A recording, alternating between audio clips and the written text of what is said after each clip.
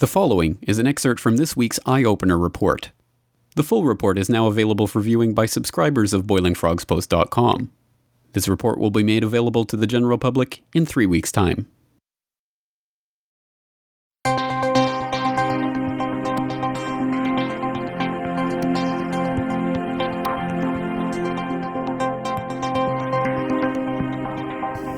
Welcome. This is James Corbett of the Corbett Report with your Eye-Opener report for BoilingFrogsPost.com. Ever since Stanley Kubrick's 1964 cinematic classic Dr. Strangelove was released, it has become fashionable for those who have wished to avoid the debate over the fluoridation of the water supply to engage in the rhetorical equivalent of stuffing their fingers into their ears and singing "I Can't Hear You" by alluding to General Ripper's infamous purity of essence screed.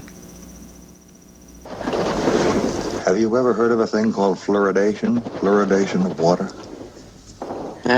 Yes, I have heard of that, Jack, yes. Yes. Well, do you know what it is? No, I don't know what it is, no. Do you realize that fluoridation is the most monstrously conceived and dangerous communist plot we have ever had to face? This strategy is every bit as effective as the term conspiracy theory in relegating facts, research, scientific papers, and entire fields of study to the collective dustbin of history. After all, only quacks, nuts, and Harvard-affiliated scientists would suggest that fluoride lowers your IQ. Harvard researchers have found children who live in high fluoride areas have significantly lower IQs than those who live in low fluoride areas.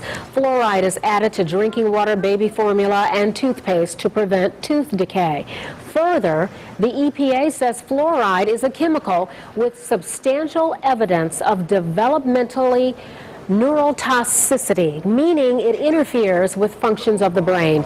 Some doctors even say the positive effects it has on tooth decay isn't really worth what it's doing to our children's brains. This latest study is itself a meta-analysis of 27 epidemiological studies concluding that children in high fluoride areas had significantly lower IQ scores than those who lived in low fluoride areas. But as damning as this latest finding is, it only adds to an already voluminous record of scientific studies detailing the adverse health effects of fluoridated water, including studies linking fluoride consumption to brain damage, bone cancer, hypothyroidism, kidney damage, bone fractures, skeletal fluorosis, dental fluorosis, and even infertility.